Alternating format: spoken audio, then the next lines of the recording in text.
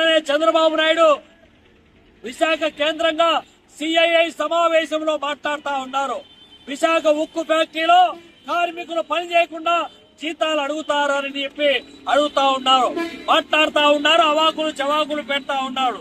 నువ్వేమో నిన్నటి వరకు అపోజిషన్ లో ఉన్నప్పుడు ఉక్కు ఫ్యాక్టరీ కోసం పరిరక్షిస్తాం, ఉక్కు ఫ్యాక్టరీని నిలబెడతాం, ప్రైవేటీకరణ కాకుండా మాట్లాడతామని చెప్పిన నువ్వు ఈ రోజు అధికారంలోకి వస్తానే ఉక్కు ఫ్యాక్టరీని తెగనమ్మడానికి కేంద్ర ప్రభుత్వంతోనూ డబుల్ ఇంజన్ సర్కార్ అనేటువంటి మాటను అమ్మకానికి పెట్టడమే కాకుండా ఇవాళ కార్మికుల పైన దాడులు చేయడం అంటే ఈ యొక్క దురహంకారం ఈ రోజు బయటపడతా ఉంది.